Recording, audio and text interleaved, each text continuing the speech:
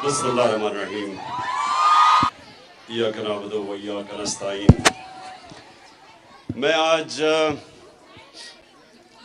अपनी ISF की, अब मैं क्या कहूँ, बेटियों, हमारी फ्यूचर के लीडर्स, ख्वातीन के लीडर्स, मुझे बड़ी खुशी हुई कि आज मुझे मौका मिला आपसे बात करने का। मैं ये चाहता हूँ कि जो मैं आज आपके सामने बातें करूँ, आपने ये कॉलेजेस, यूनिवर्सिटीज़, हर जगह ये बात लेके जानी है, क्योंकि मैं आपसे पॉलिटिक्स की बात नहीं कर रहा। मैं आपसे जो बात कर रहा हूँ वो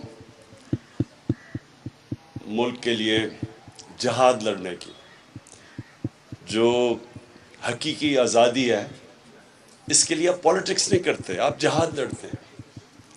और ये है आपकी मुस्तकबिल के लिए, आपकी आने वाली जनरेशन्स के लिए, इंशाल्लाह जब आपके बच्चे होंगे उनके लिए, ये आप अपनी फ्यूचर के लिए एक जंग लड़ रहे हैं। और ये है क्या, मैं ज़रा आपको बड़े आसान तरीके से समझाना चाहता हूँ कि ये हकीकी आज़ादी है क्या। देखिए, सबसे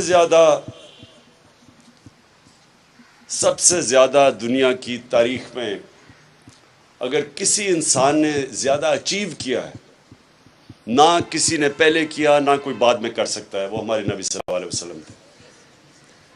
तो उन्होंने क्या किया था? हमेशा अपने आपसे ये सवाल पूछें कि क्यों अल्लाह हमें कहता है कि उनके रास्ते पे चलो। अल्लाह का हुक्म है कि उनके रास्ते पे चलो। उनके रास्ते पे चल के अल्लाह को तो कोई फ़ायदा, अल्लाह तो बेनियाज है, उसके पास तो सब कुछ है, उसको तो वो तो खुद कफील है। अल्लाह हमारी बेहतरी के लिए कहता है कि उनके रास्ते पे चलो, क्योंकि किसी इंसान ने वो अचीव नहीं किया जो उन्होंने किया। हम यूनिवर्सिटीज़ में जब हम पढ़ते थे तो हमें भी रोल मॉडल्स, हमारे रोल मॉडल्स जिनकी हम किताबें पढ़ते थे, उनकी लाइफ हिस्ट्री पढ़ते थे, उनकी बायोग्राफीज पढ़ते थे। वो क्यों पढ़ते थे? क्योंकि वो उन्होंने ज़िंदगी में कोई अचीव किया हुआ था। मैं जब क्रिकेट खेलता था तो मैं क्रिकेट में भी मेरे रोल मॉडल्स होते थे, उनके ऊपर पढ़ता था कि कैसे उन्होंने क्या किया। लेकिन जिस इंसान ने इंसानी तारीख में वो अचीव किया जो किसी ने किया ही नहीं है, एक है किताब द 100 ग्रेटेस्ट मैन, उसमें नंबर 1 जो वो किसी मुसलमान ने नहीं लिखी किताब, जो नंबर 1 है वो है हमारे नबी सल्लल्लाहु अलैहि वसल्लम इन टर्म्स ऑफ ग्रेटनेस। तो इसलिए अल्लाह कहता है कि उनकी ज़िंदगी से सीखो। अब जो उन्होंने मदीना की रियासत बनाई थी, वो उनकी सुन्नत थी। हमें असूलन सबको स्कूल में, यूनिवर्सिटीज़ में, हम सबको पता चलना चाहिए था कि वो क्या हुआ था, वो क्या दुनिया का इनकलाब आया था कि वो 10 सालों के अंदर इंसान बदल गए। जिनकी कोई अहमियत नहीं थी, उन्होंने दुनिया की इमामत की। ये तारीख का हिस्सा है कि रोमन एम्पायर और पर्शियन एम्पायर, सुपर पावर्स, एकदम ये 10 साल के फिनोमेना में 622 और 632 के बीच में, जब नबी सल्लल्लाहु अलैहि वसल्लम पहुंचे मदीना और जब वो दुनिया से गए, उन 10 सालों के अंदर इंसान बदल गए और उन्होंने दुनिया की इमामत की। ये हिस्टोरिकल फैक्ट है। तो क्या हुआ था? उन्होंने हकीकी तौर पे लोगों को आज़ाद किया था, इंसानों को आज़ाद करके उनके पोटेंशियल को आज़ाद कर दिया था, छोटे से इंसानों को बड़े इंसान बना दिया था। जो मौलाना रूमी कहते हैं कि जब अल्लाह ने तुम्हें पर दिए तो क्यों ज़मीन पे रेंग रहे हो चूंटियों की तरह। हम सब के पास पर है, हम कोई भी ऊपर जा सकता है, क्योंकि हम अल्लाह की सबसे अजीम मखलूक है, अशरफुल मखलूकात। उसने जिसके फरिश्तों को कहा कि इनके सामने झुको, इंसान के सामने, हम वो लोग हैं। लेकिन हम अपनी हैसियत नहीं जानते, हम जानते नहीं हैं कि अल्लाह ने हमें कितनी ताकत दी है। जब शैतान ने कहा कि मैं नहीं झुकता, ये मिट्टी का बना हुआ है, मैं आग का, تو اللہ نے کہا تمہیں نہیں پتا کہ میں نے اسے کتنی طاقت دی ہے، صلاحیت دی ہے، پاور دی ہے۔ تو ہم سب کو اللہ نے پاور دی ہے، ہم سب میں پوٹینشل ہے کہ ہم کچھ بھی کر سکتے ہیں، لیکن ہم زنجیریں بندھی ہوئی ہیں جو روکتی ہیں ہمیں اوپر جانے سے۔ تو میرے نبی صلی اللہ علیہ وسلم نے مدینہ میں وہ زنجیریں توڑ دی، انسانوں کو آزاد کر دیا، ان کو پر دے دیے۔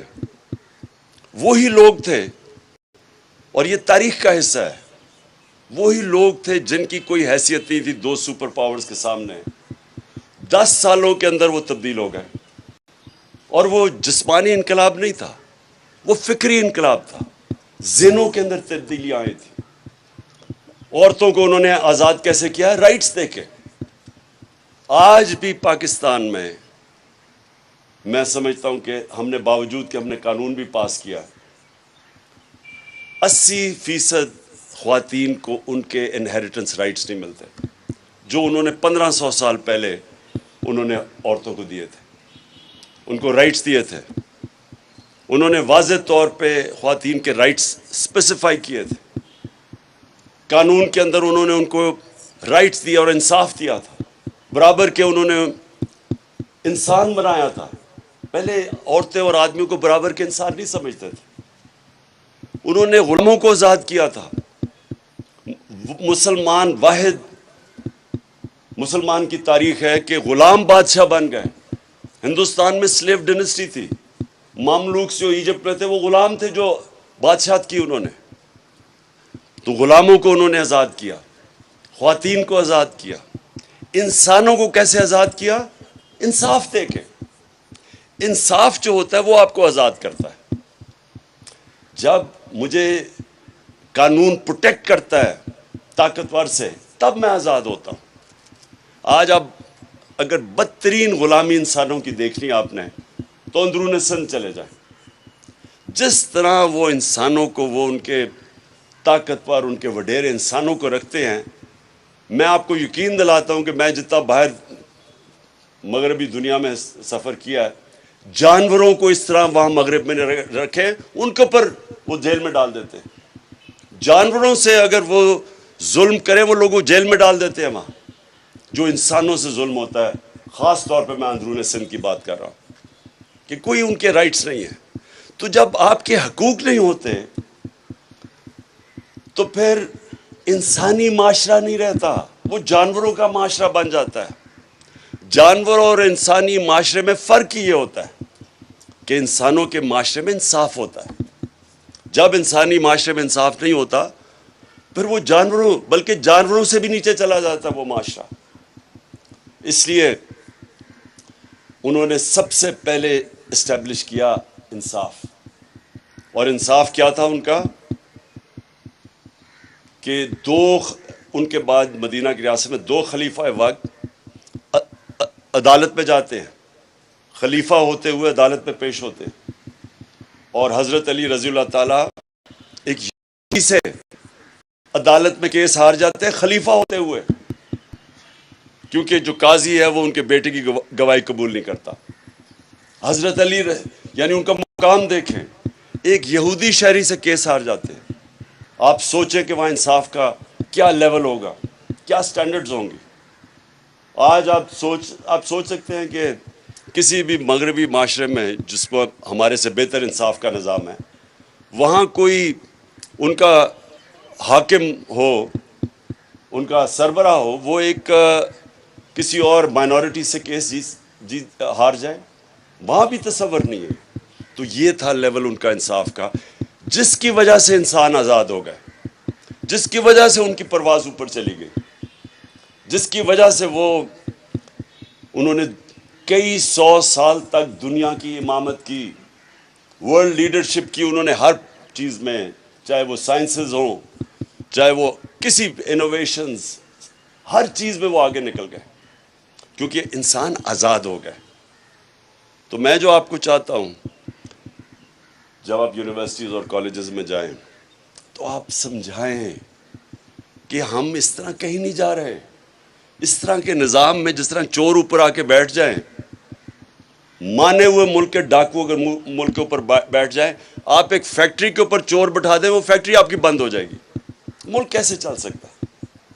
آج ساری جتنی بھی غریب ملک ہیں ان ساروں کی ایک ہی کہانی ہے، وہاں انصاف نہیں ہے، وہاں رول آف لا نہیں ہے، وہاں انصاف کی حکمرانی نہیں، وہاں جنگل کا قانون ہے. جو طاقتور ہے وہ قانون سے اوپر ہے، جو کمزور ہے اس کو انصاف نہیں ملتا. ہمارے نبی صلی اللہ علیہ وسلم نے کہا تھا کہ تمہارے سے پہلے بڑی قومیں تباہ ہوئیں کہ کمزور جب چوری کرے وہ جیل میں، اور طاقتور جب چوری کرے تو اس کو این آر او مل جائے، اس کو پکڑے نہ.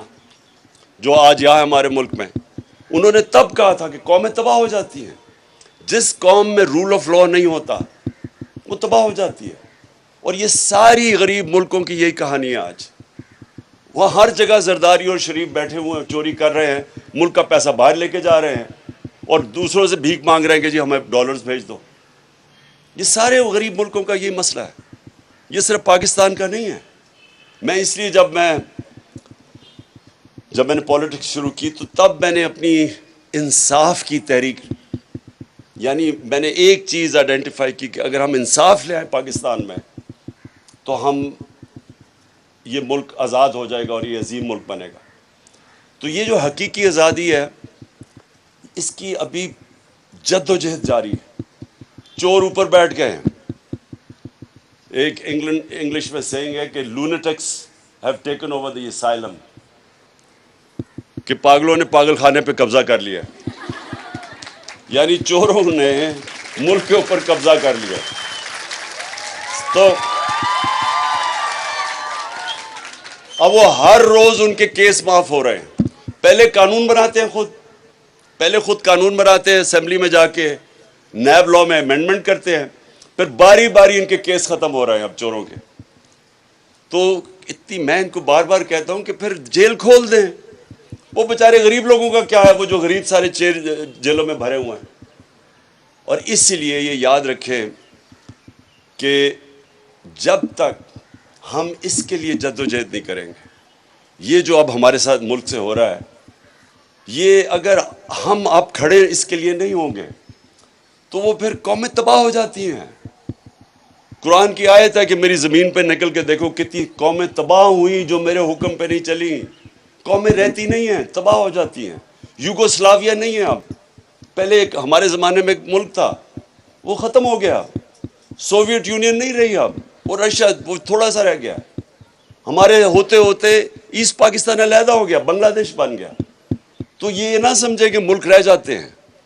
جب تک ملک اپنی انصاف کے لیے جد و جہد نہیں کرتے، اپنے حقوق کے لیے، اپنے رائٹس کے لیے، اپنی آزادی کے لیے قومیں نہیں کھڑی ہوتی، وہ پھر قومیں تباہ ہو جاتی ہیں.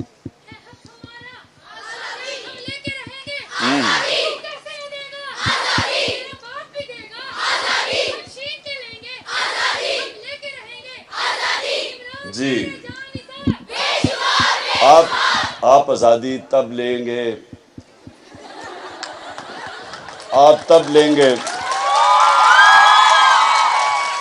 جب آپ ہر یونیورسٹی، آپ سارا یہ علاقہ اسلام آباد پنڈی آپس میں بانٹ لیں گے.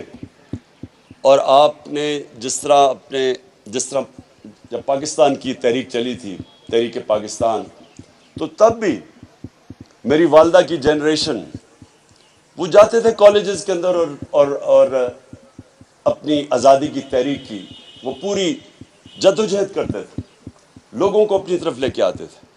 اور آپ جتنی ایج کی تب بھی ہماری خواتین آپ کی ایج کی وہ جا کے پوری اس کے لیے جد و جہد کرتی تھیں اور تبلیغ کرتی تھیں اور لوگوں کو تیار کرتی تھیں. اس لیے آپ نے بڑا یہ جو وقت ہے یہ فیصلہ کن وقت ہے پاکستان کی تاریخ میں. یہ انشاءاللہ جس طرح قوم میں بیداری آئی ہے، جس طرح قوم میں شعور آیا ہوا ہے، تو انشاءاللہ اگر ہم سب اس وقت محنت کریں، لوگوں کے اندر جائیں، تو میرے میں شک نہیں ہے کہ یہ انشاءاللہ یہ جو تحریک ہے ہماری یہ حقیقی آزادی کی تحریک یہ کامیاب ہوگی. تو آپ نے سب نے میرے سے وعدہ کرنا ہے کہ لوگوں کے پاس جانا ہے ممبرشپ کرنی ہے. نائلہ مجھے بڑا پسند آیا آپ کی جو آپ کا جذبہ اور جنون تھا اور آپ میں جو شعور تھا, یعنی جو آپ نے کئی باتیں کی وہ بڑی, میں نے بڑے بڑے دیر میں جو پولیٹکس میں لوگ رہتے ہیں ان سے نہیں سنی وہ باتیں. کیونکہ دیکھیں دو چیزیں ہوتی ہیں, پولیٹکس آپ نے سمجھ لی ہے. ایک ہے پولیٹکس جو دنیا میں بدنام ہے. آدمی یا عورت پولیٹکس میں آتی ہے عوام کی خدمت کرنے کے لیے اور وعدے کرتی ہے کہ میں خدمت کروں گی عوام کی یا کروں گا, اور اس کے بعد خود پیسے بنانے شروع ہو جاتے ہیں, لوگوں کو لوٹنا شروع ہو جاتے ہیں. اور دوسرے ہیں جو پولیٹکس کو عبادت سمجھتے ہیں, جو پیغمبروں کا راستہ تھا, وہ بھی اسٹیٹ کرافٹ تھی. نبی صلی اللہ علیہ وسلم نے بھی مدینہ کی ریاست سنبھالی تھی, لیکن وہ ایک عبادت میں کنورٹ ہو جاتی ہے کیونکہ انہوں نے لوگوں کی زندگیاں بدل دی, انسانوں کو اٹھا دیا, فلاحی ریاست بنا دی, انصاف کر دیا, حقوق دے دیے. وہ بھی پولیٹکس ہے. تو دو پولیٹکس ہے, ایک قائد اعظم کی ہے, ایک ان چوروں کی ہے. اور آپ جو پولیٹکس کریں گے وہ آپ کی عبادت میں شامل ہوگی, کیونکہ آپ اپنی ذات کے لیے نہیں کریں گے, آپ اپنی قوم کے لیے کریں گے. جس طرح کشمیر کے لوگ ہیں جو مقبوضہ کشمیر میں, یعنی وہ کن مشکلوں میں ان کی خواتین نکلتی ہیں, ظلم ہوتا ہے, لیکن وہ بار بار قربانیوں کے بار بار نکلتی رہتی ہیں, کیونکہ وہ سب کو سمجھتے ہیں کہ غلام قوم کبھی کھڑی نہیں ہو سکتی. غلام صرف اچھے غلام بن سکتے ہیں, صرف آزاد قومیں اوپر جاتی ہیں. اور وہی جو میں نے پھر سے کہا کہ مدینہ کی ریاست ہمارے لیے ہمیشہ کے لیے ایک مثال ہے مسلمانوں کے لیے کہ کیسے ایک انسان بدلے, اور وہ دنیا کی انہوں نے امامت کی. اور اس لیے اللہ کہتا ہے کہ ان کے راستے پہ چلو ہماری بہتری کے لیے, کہ اگر ہم نے اس سے نکلنا ہے جس دلدل میں ہمیں پھنسایا ہوا ہے, قرضے لے لے کے. وہ ہمارا وہ شہباز شریف جاتا ہے ہر جگہ کہتا ہے جی دیکھیں میں بھیک تو نہیں مانگ رہا, میں مجبور ہوں, ہاں مجبوری ہے, میں بھیک تو نہیں مانگنا چاہتا لیکن میں مجبور ہوں, میں مانگنے نہیں آیا. تو وہ اصل میں ساری قوم کو ذلیل کرتا ہے. خوددار قوموں کی عزت ہوتی ہے, جو انسان اپنی عزت کرواتا ہے اس کی عزت ہوتی ہے. آپ اپنی اگر عزت نہیں کروائیں گے دنیا آپ کی عزت نہیں کرے گی, دنیا کے سامنے ہاتھ پھیلائیں گے کوئی عزت نہیں کرے گا. تو انشاءاللہ میں آپ کی سب کی اب ڈیوٹی لگا رہا ہوں. میں آپ کو 1-2 مہینے دوں گا, نہیں 1 مہینے میں میں دیکھوں گا کہ آپ نے کتنی ممبرشپ کی ہے, آپ کی کتنی بڑی یہ ہماری ISF کی تنظیم کتنی بڑی بن جاتی ہے.